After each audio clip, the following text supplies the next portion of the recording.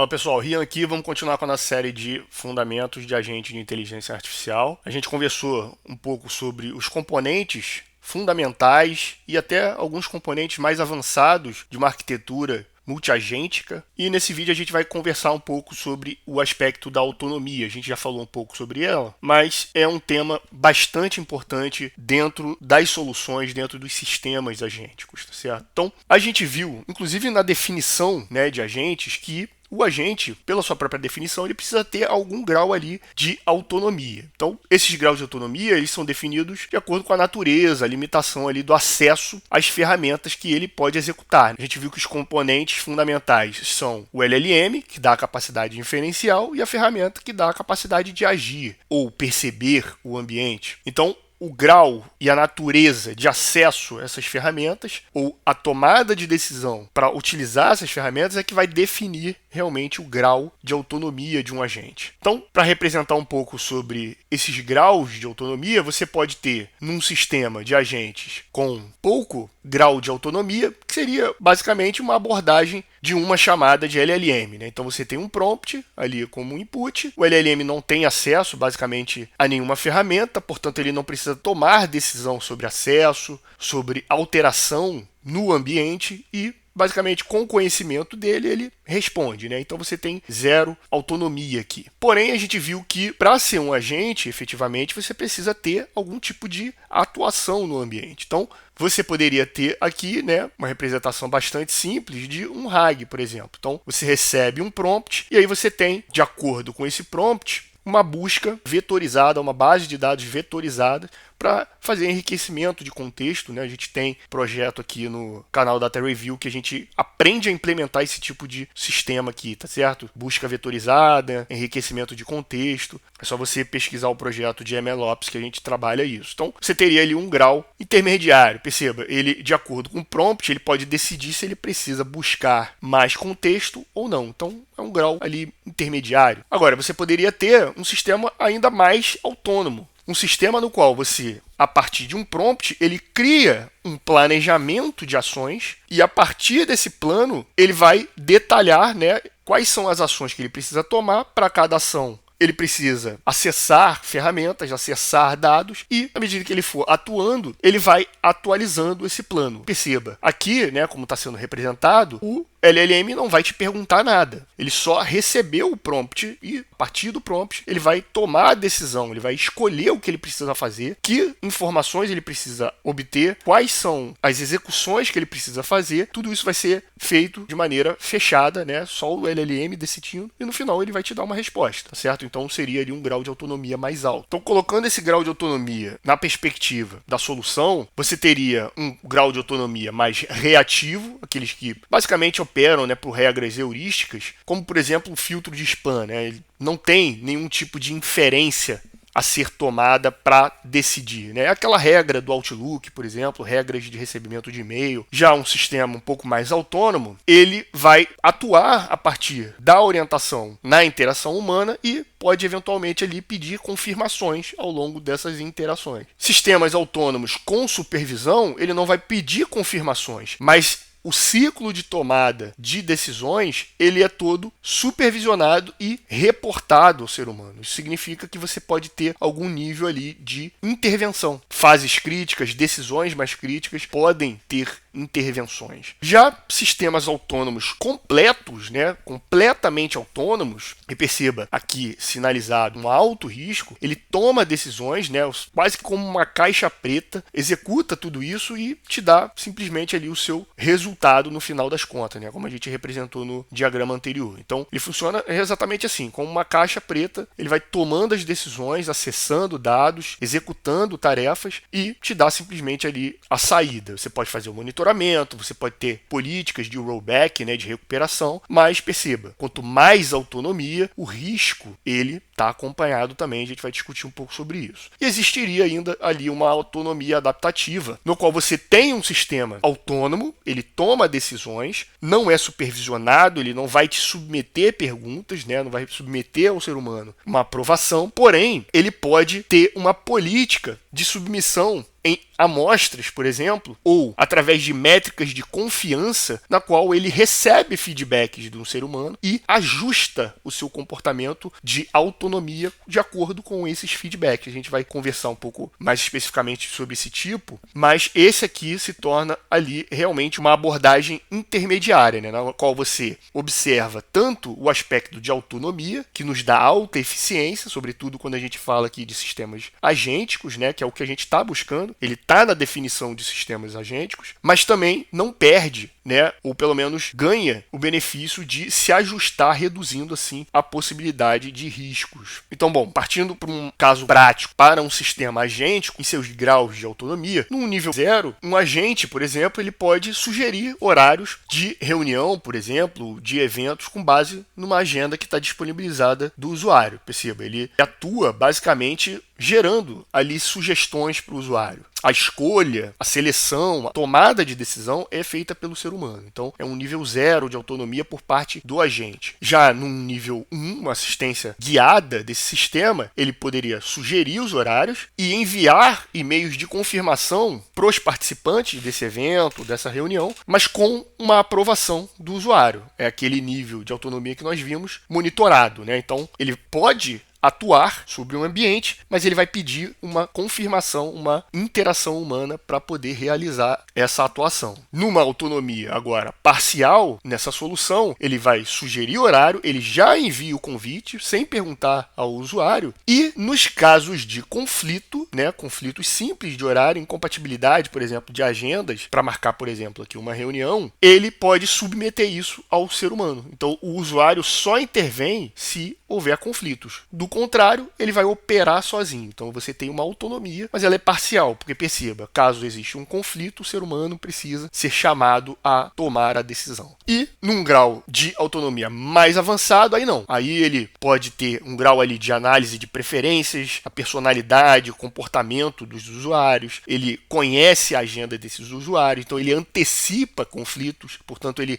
sequer passa por eventos de conflitos simples e se houver, naturalmente, ele resolve esses conflitos por meio da expansão do seu acesso, resolve questões de fuso horário, prioridades. Então ele resolve todos esses problemas mais simplificados para orquestrar, né, a marcação ali de um evento, de uma agenda. Então a intervenção humana nesse tipo de autonomia mais avançada, ele vai ser realmente ali muito rara. Você vai fazer basicamente uma supervisão. Você pode fazer uma intervenção em casos críticos, mas ele opera basicamente ali sozinho. E numa autonomia plena, você poderia ter estratégias completas de reunião. Então ele conhece, por exemplo, plano estratégico, ele conhece projetos que estão sendo operados dentro da realidade dessas reuniões. Então ele pode marcar reuniões de acordo com dinâmicas de outros sistemas, um feedback de algum sistema de versionamento. Ele pode aprender ao longo da execução desse sistema preferências. Então ele antecipa não só aos conflitos simples, como no nível 3, mas ele se antecipa a conflitos mais avançados, ainda mais complexos de serem resolvidos. Então, nesse caso, a interação humana ali é praticamente zero, ficando realmente ali só como um grau de supervisão. Você, nem para casos críticos, você teria necessidade de haver intervenção. Bom, os graus de autonomia, como a gente discutiu, quanto mais autonomia, maior o risco. A gente vai ter a oportunidade de falar um pouco mais sobre riscos nos sistemas agênticos, especificamente, mas a autonomia em sistemas agênticos, eles vão trazer riscos que são muito sérios. E a gente sabe que exploração de risco cresce tão rápido quanto o aumento da eficiência desses sistemas autônomos, tá certo? Então, quando você atribui a um agente a capacidade de escrever numa base de dados, de consultar dados que são sensíveis, você está automaticamente abrindo a possibilidade para ataques maliciosos, para pessoas operarem sobre esses sistemas e terem acesso a esses dados ou influenciar nesses dados, executar códigos. Então, os graus de autonomia eles precisam sempre estar acompanhados de estratégias de segurança. Isso é fundamental. Outro aspecto de sistemas completamente autônomos é que quando você tem um problema de segurança em alguma fase do fluxo de execução desse sistema, você acaba tendo ali uma propagação desse erro. Porque perceba, se ele é completamente autônomo, não vai haver nenhum tipo de retorno para um ser humano, a não ser, é claro, que você tenha uma estratégia de monitoramento, de alerta, de percepção de algum problema, mas caso contrário, a propagação desse erro ele vai avançar ao longo dessa cadeia de ações em sistemas agênticos. Isso cria, naturalmente, uma dificuldade de rastrear esse problema, né? Em que momento o problema surgiu? Se toda tomada de decisão é autônoma, toda tomada de decisão é automática. Então, isso realmente cria uma dificuldade em auditoria, em rastreabilidade, o que ocasiona ali uma falta de controle, né, realmente do ambiente como um todo. A gente viu que os agentes eles operam, né, conectados e, de acordo com essa autonomia, ainda mais conectados com outros sistemas, com base de dados, com ambientes que podem representar, né, caso você tenha algum tipo de problema, caso você tenha algum tipo de ataque malicioso, o controle sobre o seu ambiente pode ficar comprometido e ser realmente uma ameaça muito grave. Então, perceba que, acompanhado de autonomia, todo sistema agêntico precisa necessariamente estar acompanhado de uma estratégia de segurança. E aí, assim, a gente viu que sistemas agênticos, eles aumentam a capacidade, né, a eficiência dos sistemas. A gente viu que uma chamada simples a um LLM é infinitamente menos eficiente do que um sistema autônomo, multiagêntico, acessando base de dados, acessando APIs. Ele realmente imprime para a gente um ganho de eficiência. Mas a gente precisa ter uma estratégia para balancear a eficiência desse sistema, ou seja, a adoção de autonomia, com uma estratégia de segurança para poder atenuar os riscos. Então, a limitação de escopo, permissão, ou seja, definir o que o agente pode fazer. Especificamente, esse agente pode fazer isso. E delegar níveis de acesso, de permissão, é uma estratégia muito eficiente para você conseguir alcançar esse balanceamento, né? Ainda mais se você tiver ali dados sensíveis. Então, esse agente, essa ferramenta que acessa esses dados, precisa estar incorporada de uma estratégia de segurança, de permissionamento, autorização muito mais robusto. Uma outra estratégia muito interessante, a gente vai ter oportunidade de conversar sobre isso também, é uma estratégia de transparência e explicabilidade do próprio sistema agêntico. Você pode ter, por exemplo, um agente que explica as suas decisões. Isso é muito importante. Isso cria um log que permite a auditoria para cada tomada de decisão. Por que o agente decidiu escrever um determinado conjunto de dados numa base de dados? Por que ele decidiu acessar um conjunto de dados sensíveis? Isso pode ser construído. A gente vai ter oportunidade de conversar sobre isso, mas perceba que é uma estratégia de segurança muito interessante. O próprio sistema agêntico se justificando e dando a garantia de rastreabilidade, de auditoria para esse fluxo de decisões autônomos. Além disso, claro, né, e acompanhado da própria estratégia de criar esse sistema de explicabilidade, o monitoramento e o logging, né, que são componentes, na verdade, que estão presentes, né, em qualquer software, em qualquer sistema moderno, né. Então, logar, fazer o trace dos fluxos de execução, registrar todo esse acontecimento e monitorar esses dados compõem também, obviamente, ações que vão garantir esse balanceamento entre a eficiência da autonomia e o risco que o acompanha. Dentro dessas estratégias, uma estratégia que vale a pena a gente destacar, para a gente terminar, é a estratégia de colocar um humano no loop na tomada de decisão, que conversa com aquela estratégia que a gente falou de uma autonomia adaptativa, por exemplo, né? O human in the loop. Então, a supervisão humana contínua mantém no ciclo decisório, ele pode ficar permanente, perceba, ou ele pode estar sendo chamado numa estratégia um pouco mais complexa, por exemplo, através de amostras, né? Você não precisa necessariamente chamar ele para todas as decisões. Como é que funcionaria isso, né? Então, você tem ali um conjunto de entrada para ser entregue para um LLM, ele eventualmente aqui tem acesso, né, a algumas ferramentas, mas para que ele tome a decisão de agir, ele vai ter uma estratégia aqui de retorno de confiança. Então o agente ele pode implementar, a gente pode fazer isso, implementar para que ele tenha um agente que decida qual é o nível de confiança dessa decisão, de uma determinada decisão, de um acesso a informações, por exemplo, sensíveis, né? Eu estou confiante, é isso mesmo? O modelo de LLM ele é capaz de retornar para a gente, inclusive, métricas objetivas, né, numéricas em relação a isso.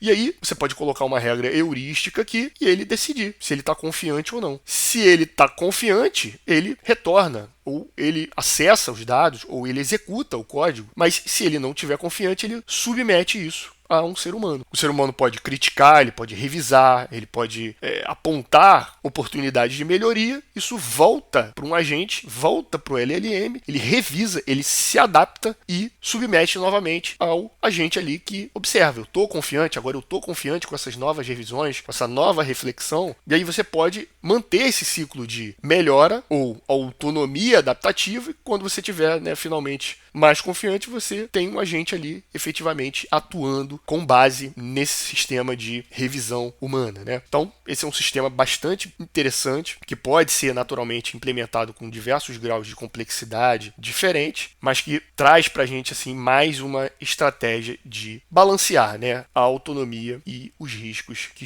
são implícitos à autonomia nos sistemas multiagênticos de inteligência artificial. Para esse vídeo é isso. Se você gostou, peço que curta, compartilhe com quem você acha que possa se interessar no conteúdo e a gente se vê no próximo vídeo.